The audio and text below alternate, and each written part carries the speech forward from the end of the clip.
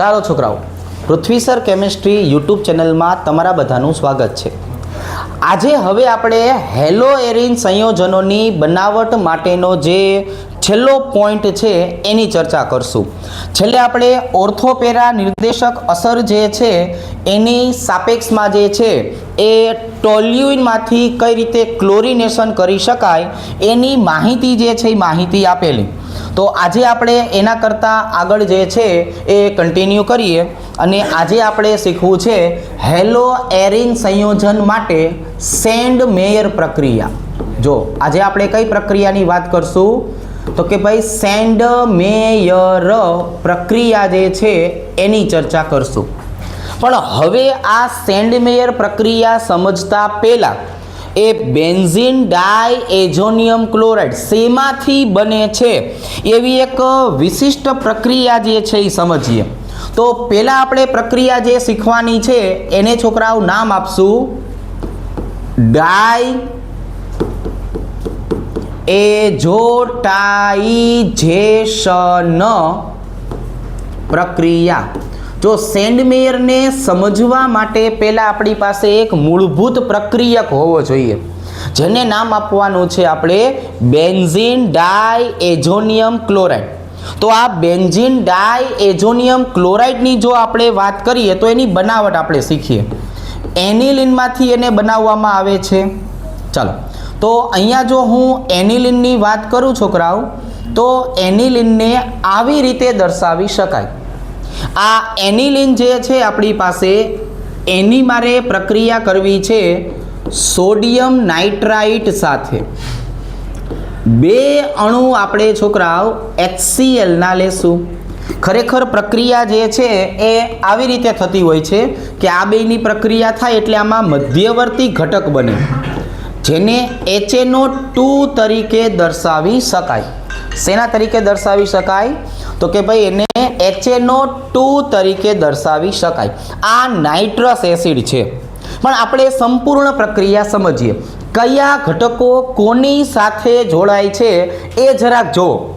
અહીંયા જે આપણને બે હાઇડ્રોજન દેખાય છે એનિલિનના, આ બે હાઇડ્રોજન, અહીંયા છોકરાઓ આપણને HClમાંથી બીજા બે હાઇડ્રોજન દેખાય છે, આ બે હાઇડ્રોજન। હવે આ બે ઓક્સિજન સાથે જોડાશે એટલે આમાંથી શું બનશે 2H2O। આની જો આપણે વાત કરીએ છોકરાઓ તો આમાંથી શું બનશે 2H2O। હવે શું થયું તો હવે સાંભળો છોકરાઓ કે ભાઈ હવે આપણો આ સોડિયમ જે છે એ સોડિયમની જો વાત કરીએ તો એ ક્લોરીન સાથે જોડાઈ જશે। જો સોડિયમ અને ક્લોરીન એટલે અહીંયા શું છૂટવું પડશે NaCl। ફરીથી એક વખત બે હાઇડ્રોજન આ, બે હાઇડ્રોજન આ, બે ઓક્સિજન આ, બે H2O, સોડિયમ અને ક્લોરીન જોડાય NaCl છૂટવું પડે। હવે જેટલા પણ ઘટકો વૈધાને એ બધા ઘટકોને જોડી દેવાના છે આવી રીતે। જો અહીંયા આવી જશે નાઇટ્રોજન, અહીંયા વધેલું છે જો નાઇટ્રોજન ટપકું કરીને આપણે દર્શાવ્યું તો નાઇટ્રોજન ડબલ બંધ નાઇટ્રોજન, અહીંયા આવશે ક્લોરીન। હવે આ ક્લોરીનની વિદ્યુત ઋણતા વધારે હોવાને કારણે બંધના ઇલેક્ટ્રોન લઈને છૂટવું પડશે અને એના કારણે જે છે એના ઉપર ઋણ વીજભાર ઉત્પન્ન થશે। નાઇટ્રોજન ઇલેક્ટ્રોનનું દાન કરશે જેના કારણે એના ઉપર ધન વીજભાર ઉત્પન્ન થશે। તો ઓલ ઓવર સમજવા જઈએ તો નવું બંધારણ હાલ પૂરતું આવું બન્યું। અહીંયા આવી જાય છે છોકરાઓ N2+Cl-। જો અહીંયા કેવું બની ગયું છોકરાઓ N2+Cl-। તો આ જે પ્રક્રિયા છે ને એને બહુ નીચા તાપમાને કરવામાં આવે એટલે અહીંયા લખશું આપણે 0 થી 5 અંશ સેલ્સિયસ તાપમાન।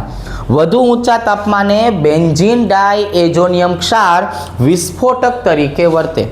તો પહેલાં આજે આપણે ડાયએઝોટાઇઝેશન પ્રક્રિયાની જે વાત કરી ને આ પ્રક્રિયા માટે નામકરણ કરીએ। જો આપણે નામકરણની જો વાત કરીએ છોકરાઓ તો આવી રીતે સમજાવે। જો આ કોણ હતું છોકરાઓ તો કે આ હતું એનિલિન। જો આ કોણ હતું એનિલિન। આની પ્રક્રિયા તમે કોની સાથે કરી તો એનું નામ છે સોડિયમ નાઇટ્રાઇટ. આવી રીતે સોડિયમ નાઇટ્રાઇટ કહેવાય. અને આ જે નિપજ બની ને એ નિપજનું નામ છે બેન્ઝીન ડાયએઝોનિયમ ક્લોરાઇડ. તો અહીંયા આપણે જો એક નવો શબ્દ બોલ્યા એઝોનિયમ. કોઈ પણ જ્યારે ક્ષાર અવસ્થામાં હોય ને એટલે એની પાછળ એમ નામનો પ્રત્યય લાગે. કઈ રીતે? જો જરાક સમજાવું. અહીંની આપણે વાત કરીએ તો આપણે આ બે ઘટકોને ઓળખીએ છીએ NH4Cl. આવી રીતે. એવી રીતે છોકરાઓ આપણે એક બંધારણ આવું પણ સમજેલા છીએ. બેન્ઝીન ચક્ર ઉપર NH3+ અને Cl-. આવી રીતે અહીંયા NH4+, અહીંયા Cl-. તો જ્યારે કોઈ ક્ષાર ઘટક હોય ને ત્યારે આપણને આવું જોવા મળે. તો આનું નામ છોકરાઓ શું છે? તો આને બોલાય એમોનિયમ ક્લોરાઇડ. જો આને શું બોલાય? Ammonium chloride. આની જો આપણે વાત કરીએ તો આને બોલાય એનિલિનિયમ ક્લોરાઇડ. જો આને શું બોલાય છોકરાઓ? તો આને બોલાય એનિલિનિયમ ક્લોરાઇડ. એટલે હવે અહીંયા લખ્યું ડાયએઝોનિયમ ક્લોરાઇડ. તો હવે પાછો હજી એક નવો શબ્દ આપણને જોવા મળ્યો. તો અહીંયા જે આપણી પાસે નાઇટ્રોજન હોય, સલ્ફર હોય અને ઓક્સિજન હોય ને, તો આ ઘટકોને હીટરો એટમ બોલાય. જો આ બધાનું નામ શું છે છોકરાઓ?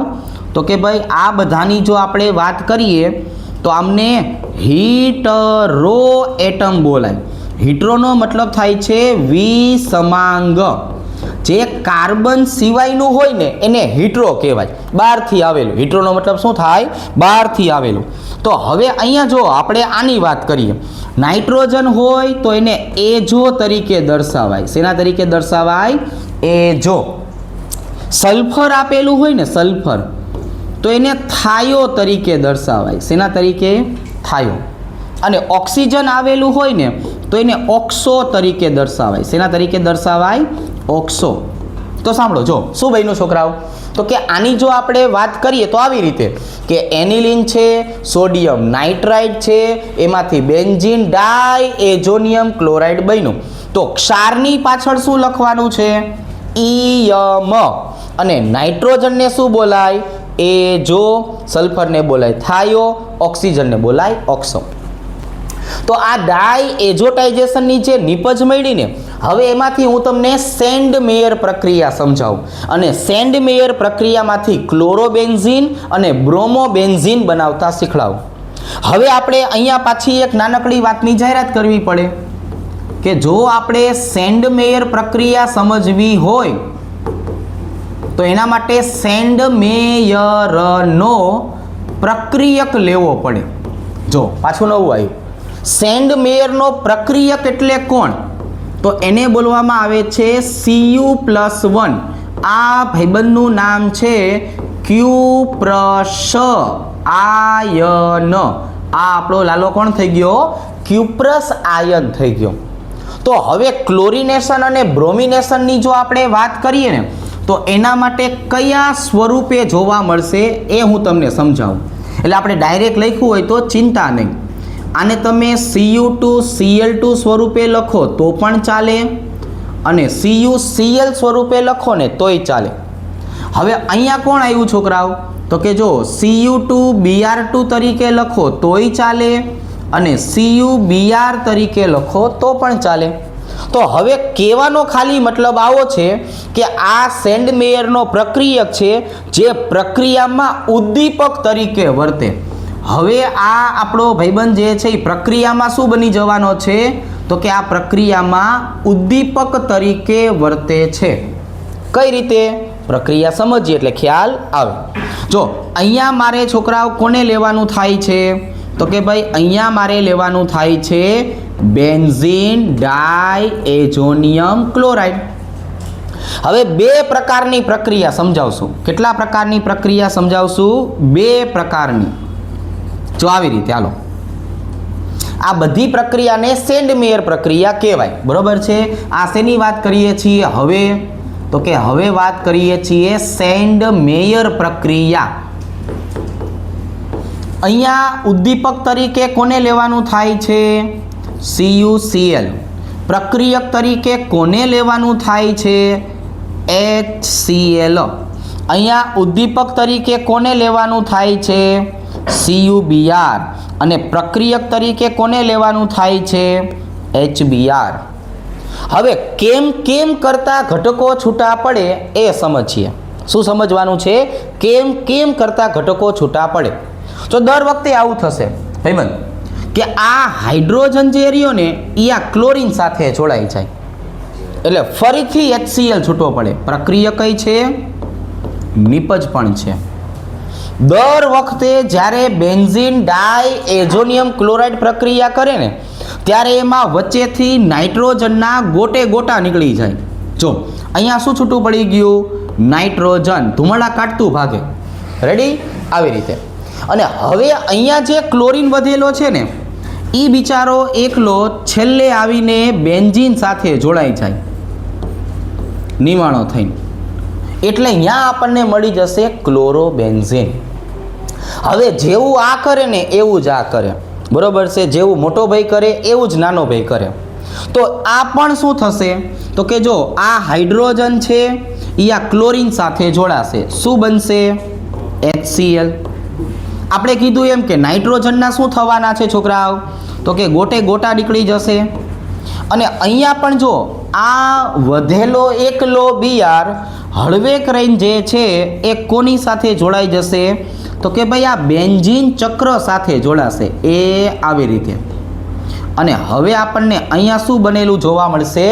બ્રોમોબેન્ઝીન. શું જોવા મળશે? બ્રોમોબેન્ઝીન. બસ તો પછી નામકરણની ચર્ચા કરીએ. જોઈ લઈએ કોણ કોણ આવેલું છે. આ કોણ છે બોલો જોઈ? તો કે ભાઈ બેન્ઝીન ડાયએઝોનિયમ ક્લોરાઇડ. સાંભળ્યું? આને શું બોલાય? Benzene diazonium chloride. હવે આપણે કોની જાનમાં નીકળાતા આજે? તો કે એક હતો ક્લોરોબેન્ઝીન અને બીજો હતો બ્રોમોબેન્ઝીન. તો બસ આમના જ ગીત ગાવાના. બરાબર? જેની જન્મ આવ્યા હોય એના જ ગીત ગાવાના છે. એટલે ક્લોરોબેન્ઝીન અને બ્રોમોબેન્ઝીન મળે. આને બોલાય સેન્ડ મેયર પ્રક્રિયા. હજુ આજે બેન્ઝીન ડાયએઝોનિયમ ક્લોરાઇડ છે ને એ બહુ કામની વસ્તુ છે. આમાંથી આપણે આયોડિન અને ફ્લોરિનને પણ જોડતા શીખડાવીએ. બરાબર? જસ્ટ કમિંગ સોન. લખી નાખો પહેલાં.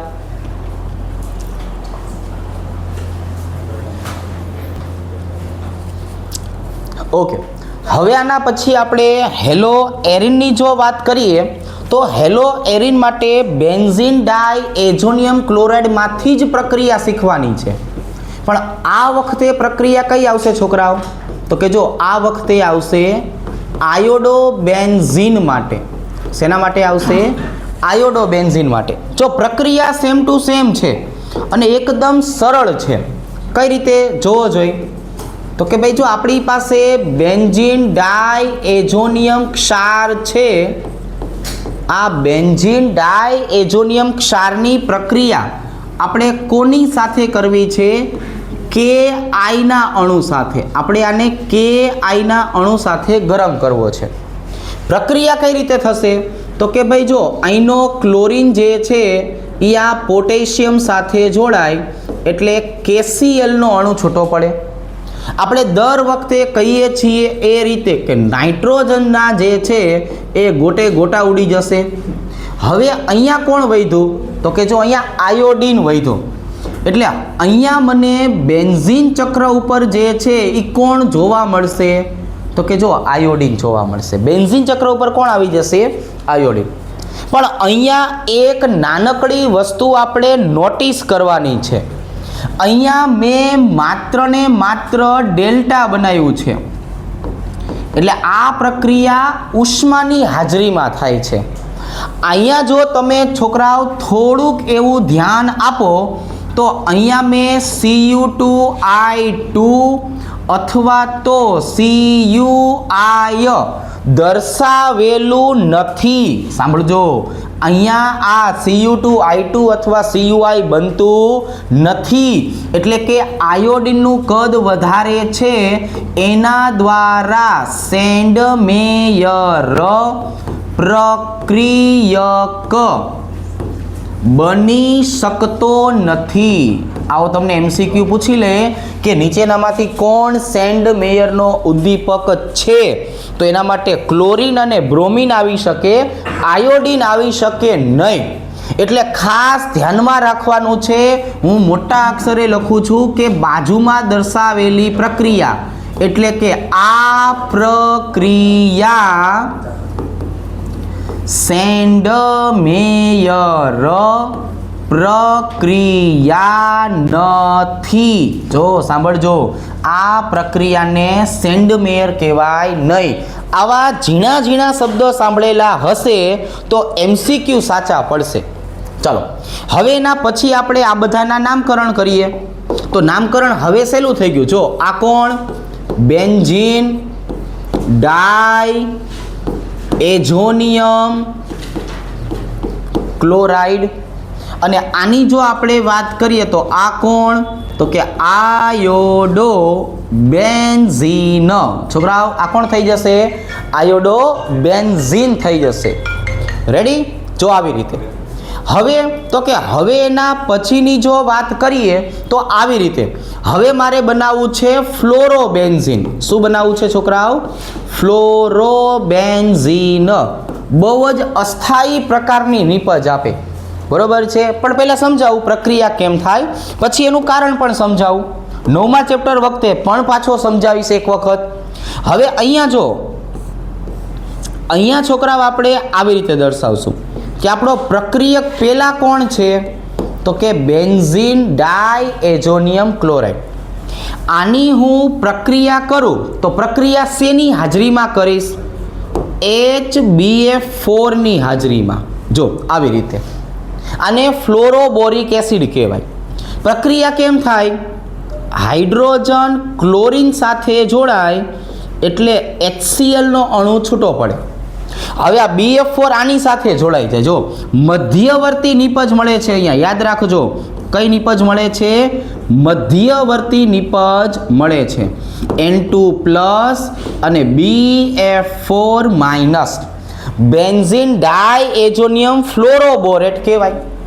પણ આ પણ અસ્થાયી, આની નિપજે અસ્થાયી, એટલે બનાવવામાં ઝાઝી વાર ન લાગે. આને હળવે કરીને તમે ગરમ કરો.